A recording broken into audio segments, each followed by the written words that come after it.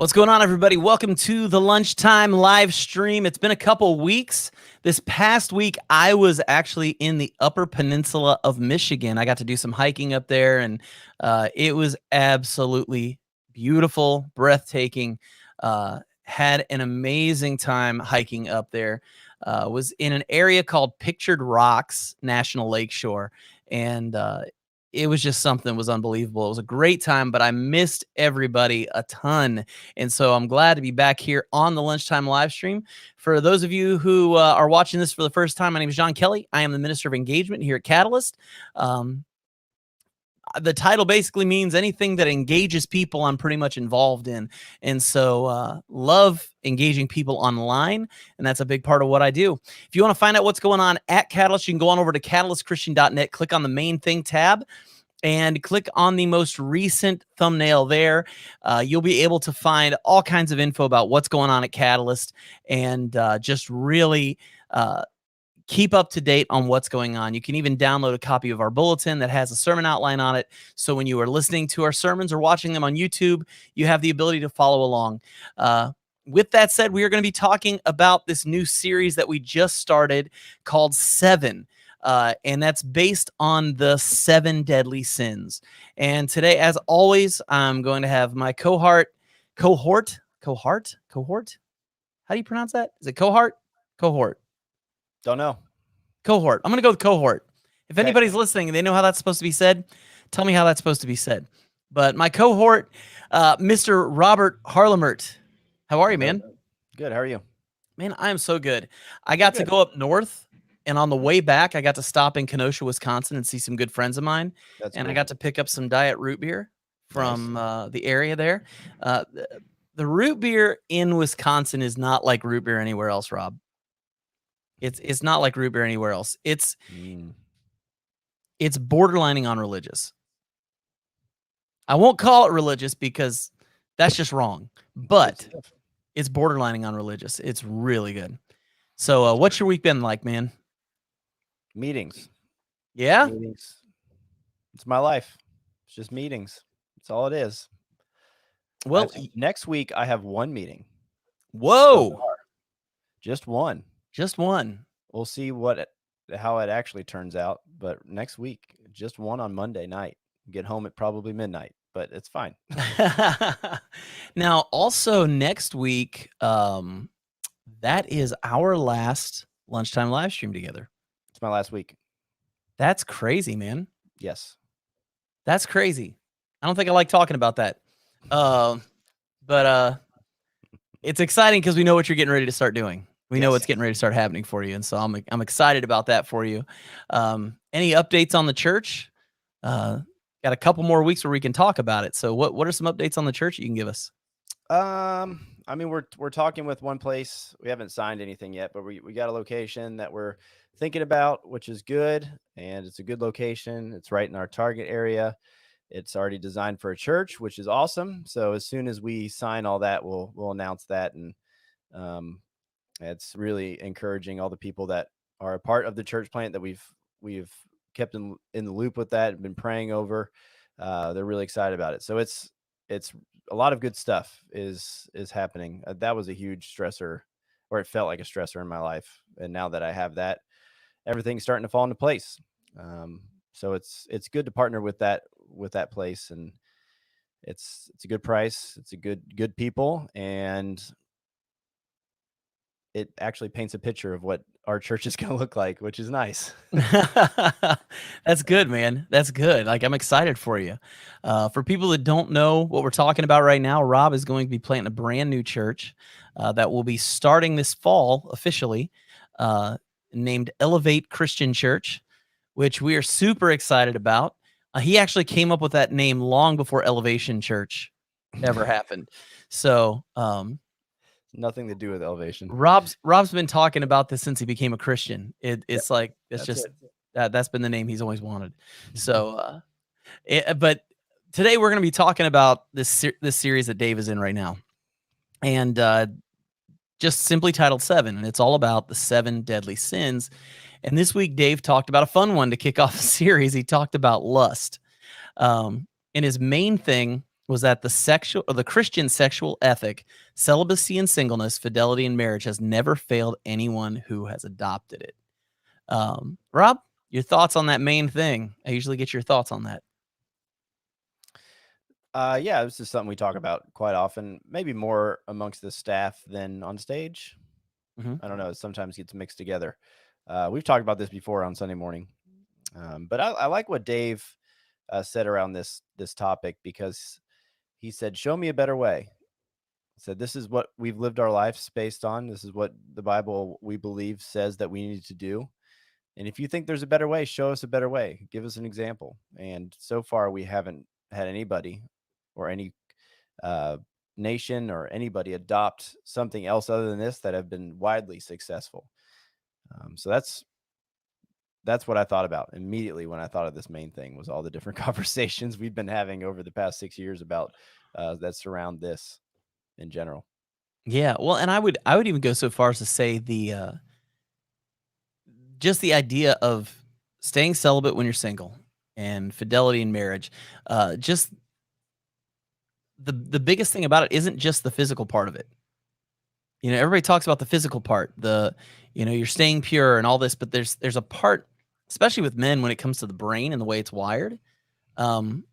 Because when you give up celibacy and singleness, now when you do get married, being with your wife then triggers thoughts of past situations and past episodes where you're just wired different now. Yep. It's amazing how just sticking to this really affects your wiring when it comes to your marriage. And it's so important that people understand that. And fidelity in marriage, man, if there's one thing gets me fired up, it's when I see people cheating on their spouse. I am not, man, I really have to ask for repentance sometimes with the thoughts that go through my heads when people cheat on their spouse. It's just not something I'm good with. It's no good. But we're not talking about cheating today. We're not just talking about staying pure. We're specifically talking about the sin of lust. So I want to ask the question. And for anybody who's online, if you want to leave an answer for this, that's fine too. But Rob, what is your definition of lust? Lust. Oh man, it's so hard because you can take the definition of all 7 deadly sins and it would be almost the same. So lust is a sexual attraction to something you're not supposed to be attracted to at that moment. It's Fair enough. putting something that you value in front of your moral standing, I would say. Yeah. I know I've only seen lust as desiring something that's not yours to the point where you dwell on it. Yeah, that's probably good. Yeah. I think for me, that's always been the way I've looked at it. When you're lusting after someone else's spouse, that's not yours. You don't have a right to it, and it can consume you, and you start dwelling on these thoughts about that other person. But I also think lust goes beyond sexual stuff. I think you can lust for items like that other people have. Of course, we start leaning into the words envy and other things like that at the same time. But the lust for power, that's a big one. Yeah. It's just amazing how many areas lust can actually find itself in. So let me ask you this then. What is it that causes us to lust? I had a billion different things. It's most of the But time. is it really a billion? It seems that way. You don't like your current situation, so you take the easy way out. That's it. That's the bare bones answer for me. It's somebody took you're taking the easy way out that fixes your current situation for a very short time. You think it will last forever, but it doesn't. Yeah, I always think it's a lack of satisfaction. Yep. Where you get to this point where you think that the only thing that's going to satisfy you is something else. And I think you look at couples where they fall apart, it's usually just the simple fact that they want something more than they have. They're longing for something that doesn't belong to them. They just have no idea how to be satisfied. And also, I think it's a complete and utter lack of love. I think people who struggle with hardcore lust struggle with love because real love doesn't allow for lust. Do you think that's fair to say? Yeah, yeah. Real love isn't selfish. You don't put No, yourself first. no, not at all. Um, Dave, in his sermon on Sunday, he made the statement that lust is God's biggest competitor to your heart. Now, what do you think about that? Yeah, so so the basis of following Christ is to remove whatever's in your heart and replace it with Christ. So if you have an empty space in your heart, what do you fill that with? And so God's biggest competitor of filling that space would be lust.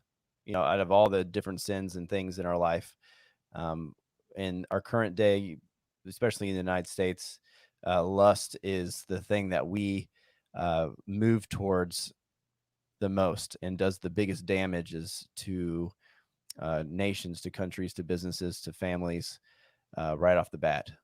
It seems like if you look at all the 7 deadly sins, whenever this one happens, divorce is like instant. Yeah. Where some of the other ones, it seems like there's a trying of working through together, but this one, it seems like it's just instant when it. Yeah, that makes sense. That makes sense. I like Dave's illustration he used about the solar system. Yeah. And I'm with Dave. I believe there's still 9 planets. I refuse to take Pluto down. I think Pluto deserves to be a planet still. Poor Pluto. It just gets a bad rap. But I really liked the thought of our solar system. The thing with the largest gravitational pull is the sun. Yeah. But what happens when the sun is pulled out? Then we start encircling the thing with the largest gravitational pull that isn't the sun. Yeah. And if we get really honest for a second, that thing is going to be sexual temptation. It is probably you listen to music today, you watch movies today, you watch TV shows today, you just talk to average people. The thing that tends to always come up is sex. And so, of course, if you take God out of the equation, what is going to be the thing that you find yourself rotating around? Yeah. That very thing. And this was something that I thought of when thinking about this, is that we tend to focus on where we are now and not where we're going. In other words, I want immediate gratification. I want a microwave meal. I want fast food. I want to go through a drive-through. I don't want to have to stand in line. I want to order it and have it delivered to me. We live in a society where very quick we need what we want right now. And if we don't get things that way, we're not satisfied. And unfortunately, the real world doesn't work like that. And so it's not about getting what we want right now. It's more about where are we going. And when we're focused on where we're going, we tend not to worry about those things right now. I had a 12-hour drive this past week.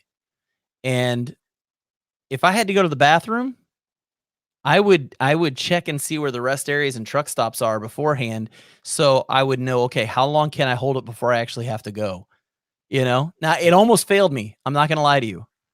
This is complete confession time right now. I almost wet my pants on this trip. Like, I was struggling to get through.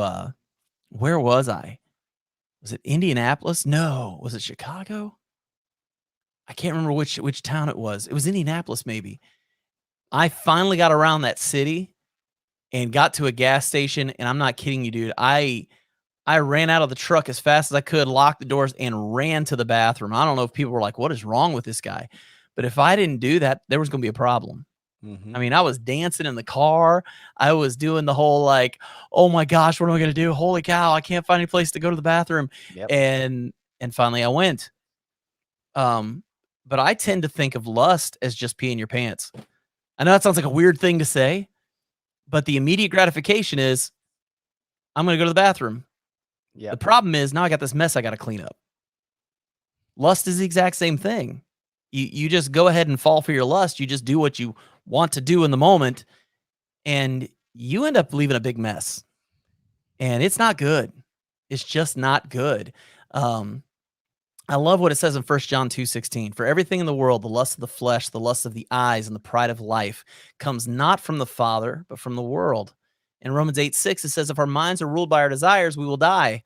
But if our minds are ruled by the Spirit, we will have life and peace. Um, Rob, what's your thoughts on that last verse right there? So I view this whole thing as I liked what you were talking about, where you looked at the things ahead of you and then you made decisions based on that. I think a lot of people, they have a desire in their heart to do something in their life. And instead of focusing on the end goal and then working backwards to make sure that they take the correct steps to get to that point, they have a goal in their mind, but then they make a decision right in front of them instead of a decision 2 years down the road or 3 years down the road. And the thing that's immediate is our desire. Mm. And the thing that's 2 years down the road is the thing that's difficult and what's right. And if our minds are ruled by the Spirit plays the long game. The Spirit desires for you to have a lifelong relationship with Christ, not dealing with your current day desires that tend to steer you to the left or right. Right. And I like it says we will have a life of peace, not we will have life and peace, not we will have a moment and we will have I don't know what the other word would be for the others, but it's not a current day thing. It's a lifetime relationship with Christ. And Yeah. I like that. Nothing's quick fix with Jesus. No, not at Nothing's all. quick fix. Well, I also like where it's we have life and peace, because the opposite is we'll have mass chaos. Yeah.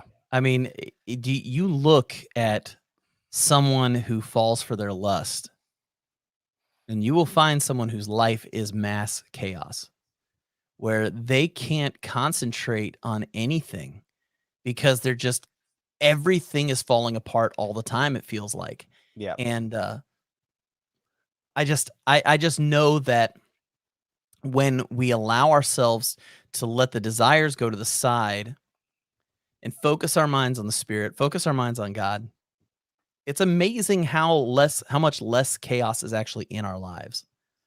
And some people say, well, I know a lot of Christians who struggle, blah, blah, blah, blah, blah. Well, yeah. I know a lot of non-Christians who don't struggle with chaos, but Yeah. you also have to look deeper. Like, someone says they're a Christian, are they really following through with what God says? And I'm not trying to be finger pointing or anything like that. But realistically, when you really are following after Christ, it's amazing how peaceful your life can be. And you can see it in a child. You know, children who are a little neurotic and over the top crazy, typically the home's a little nuts. Mm-hmm. Typically the home's a little nuts. But a family that's really dialed in on God, it seems like those kids are pretty level-headed. Yep. One of the things Dave talked about was the domino effect of lust. And he started off by talking about it personally. Like, how does this affect us personally? And he used the story of Jacob and Esau. And so I'm going to read through the scripture. It says, once when Jacob was cooking some stew, Esau came in from the open country famished. He said to Jacob, quick, let me have some of that red stew. I'm famished. Now, you read that, you don't think much of it if you're just reading that verse. Now, if you read a few verses before that, you know that a plan has been hatched. And you know that Jacob is getting ready to make a power move in the family. And he knows the weakness of his brother. And so he's making a play on the weakness of his brother so that he can have power. And in the next verse, it says, Jacob replied, first sell me your birthright. And then I love Esau right here. He's, look, I'm about to die. What good is the birthright to me? So here's Esau, who's led by his desire, led by his needs. And Jacob knows that. And so he uses that to get Esau to give up his birthright. Now, why is this such a big deal, Rob? Why is this such a big deal that Jacob's doing this? Yeah, the birthright was something that every firstborn look forward to because they become the head of the household. They become in charge of all the finances. They received all of the land that their father owned. They literally got everything. Mm-hmm. And that was and they got a blessing from God. So this is something that is not only a earthly thing, but it's a spiritual thing as well. And personally, to reduce something that you're called by God to take care of is kind of devastating. Yeah. And you see it, your personal life when lust is involved. What I talked about earlier, how divorce is like immediate when it comes to lust amongst married people. That's like your personal life is shot. Like you lose your friends, your finances are going to be split apart tremendously. Professionally can really destroy you, as we've seen with some of the people currently in the news, especially one of the richest people in all of America gets a divorce, and now it's like, what's left for him?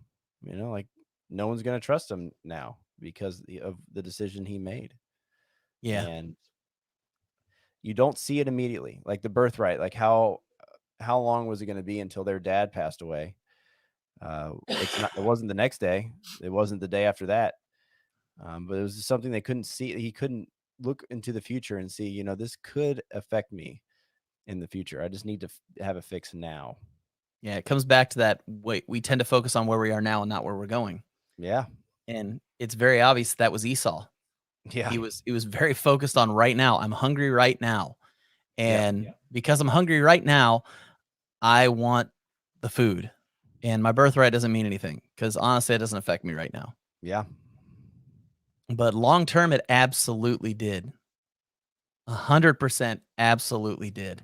I think it's interesting because talking about the domino effect of all of this, it only starts off with there's a mild crisis.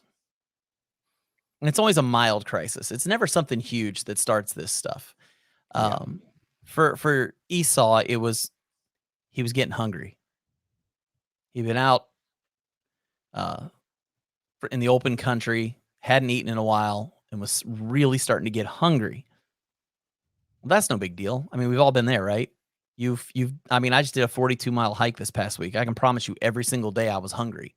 So the hunger's there. And then you want to fix that. So at what length are you willing to go to fix that? At what length are you going to fix that problem? So for a lot of people, maybe loneliness.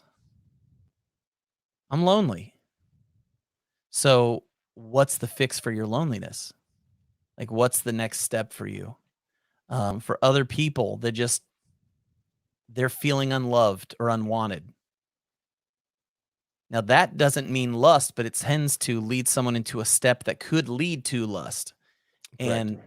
And so it's always something very small to start off with. And then something happens, and then the next thing happens, and then the next thing happens, and then all of a sudden the dominoes start falling, and you can't even remember why you're where you are right now. I think I had a senior minister tell me years ago when I was single. He said, I don't want you to have any private conversations with any married woman. He said, if you have a conversation with a married woman, I want you to be in the presence of other people and try not to have a lot of phone calls with married women. If you do, have time limits on them and only talk to them about what you're there to talk to them about. Yep. And he said, not that there's a problem with married women, but there's a problem that you're single and they're not. And he was just like, you'd be surprised how many ministers have been brought down because of the fact that they began an emotional relationship with somebody. It didn't even have to get sexual. It got emotional. Yep. And then a marriage is broken up because of it. And it always starts off as something innocent, like, hey, I need a volunteer for this event. Mm-hmm. And you would talk to them and all that. I can honestly say I have been very blessed in the fact that I've never had that happen to me in ministry, but I know other ministers who have. We haven't I either. know other ministers who have fallen for that and who have struggled through that. And I've talked to some of their wives afterwards who've had to live through that. And it's scary how easily that can happen. Yeah. It's absolutely amazing. So he talked about personally how that can happen. He also talked about societally. And I think this one, I would almost say this one you could also title leadership, domino effect of lust in leadership. He talks specifically about David and Bathsheba. And for those of you who weren't there Sunday and you didn't get to hear the message, the basic story behind David and Bathsheba is David was supposed to be off to war with his army, and he wasn't. He was at home, and one night he's walking around on the roof of the palace, and he looks over into another building, and there's a woman bathing, and he watches her. He shouldn't be doing that first place, but he is. And he likes her so much that because he's the king, he actually tells his people, go get her and bring her to me. They have a one night affair. She goes home, actually ends up being pregnant. He finds out that she is the wife of one of his best soldiers. So he invites the soldier home, says, go sleep with your wife so he can cover up this pregnancy. And the soldier had too much honor. He said, I can't do that while the other soldiers are out to war. So he wouldn't lay with his wife. And so David made sure he was on the front line so he'd be killed. That's the long and the short of it. And it caused mass chaos throughout David's life after that. But that's the basic premise of it. But if you notice, it all started with one simple thing. Where was David? Where was he? Psalm 33:12 says, blessed is a nation whose God is the Lord, the people he chose for his inheritance. But one of the first things that Dave mentioned on Sunday was be where you're supposed to be. Rob, what's the problem when we're not where we're supposed to be? We're not where we're supposed to be. We don't know how to make decisions where we're not supposed to be. And just a reminder, this is root beer, people. If you just now tuning in, this is root beer, I promise. Go on with that some, Rob. It seems that some of us are quick-witted and we can make decisions in situations wherever we are. So if we put ourselves in a terrible situation, some of us can get ourselves out of it. But some of us, I would say majority of people cannot handle the fact when they are not in the situation that they're supposed to be in, because you're allowing this X factor to be in your life. You're allowing an outside source, which is Satan, to enter into the place where you're not supposed to be, and you're just giving free reign to the enemy of whatever he decides is going to throw at you that day. So your weakest point in your life, he might throw a bomb right at it, and that's what he did with David. And that's what he did. And now we have a probably eternity in the Middle East that is going to be destroyed forever and ever and ever because of this one decision. Yeah, it's the truth, man. That's the truth. It's 90% of people are not leaders. Because if 90% of people were leaders, nobody'd get along. Because everybody would want to lead. And the unfortunate thing about 90% of people not being leaders is that 90% of people follow. And so if you put yourself in a situation where you shouldn't be, you have a very strong chance of following the wrong way. And it's just so easy to get sucked into a situation with a bunch of people who don't think and believe as you do, especially when you're new to the faith. Yeah. This is where a lot of new Christians struggle because they come from a background that's very sin welcoming. I would say that's the best way to put it. Yep. Where your sin is very welcome, your sin is very accepted, and it's okay to be full of sin and live like that and not apologize. Like, just, this is who I am, get over it kind of Mhm. situation. Um, and so a lot of new Christians will struggle at the beginning and sometimes not even make it past the first year Yeah. because they put themselves back in situations that got them where they were before. Mhm. And it's amazing how easy it is to find yourself somewhere where you don't need to be.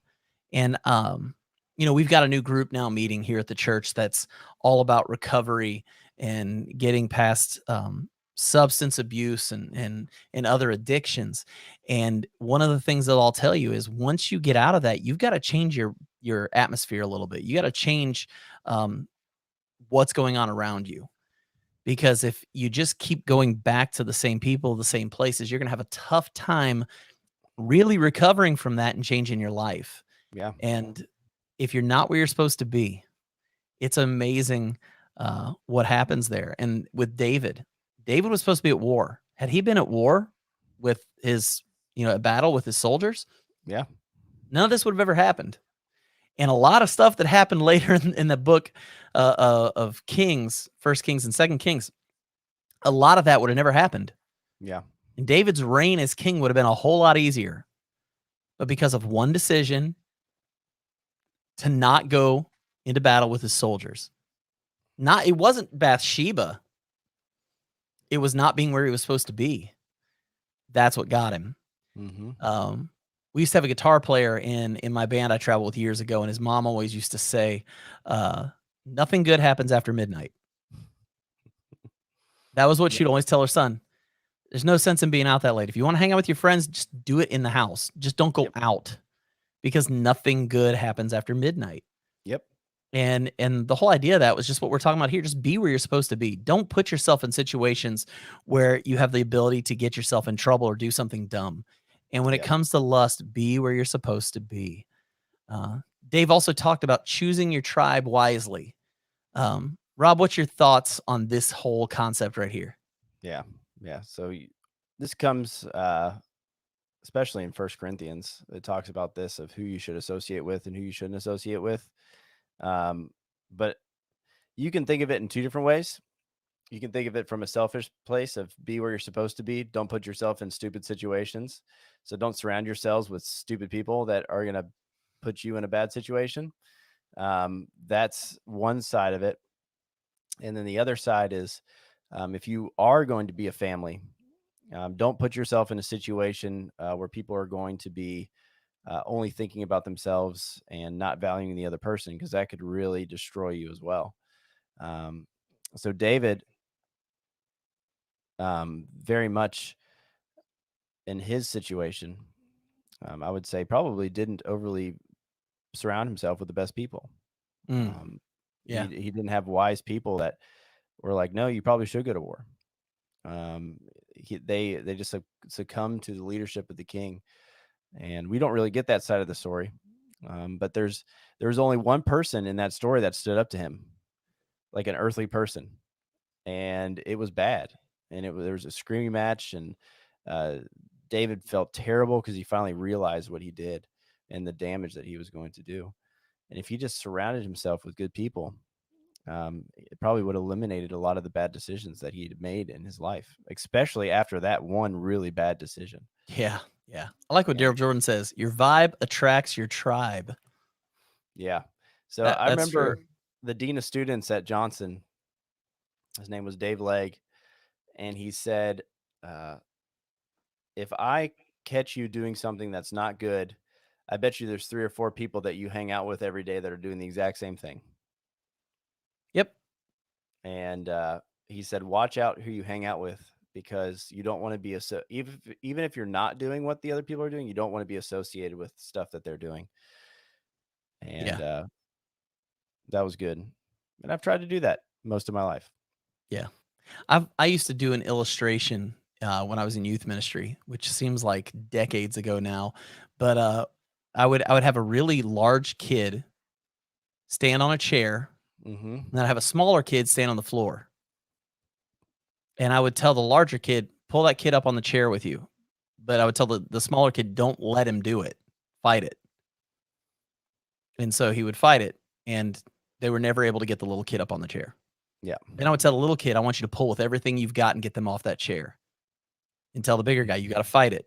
But they got that big guy off the chair every single time Yep. because it's a whole lot easier to get pulled down than it is to be pulled up. Yep.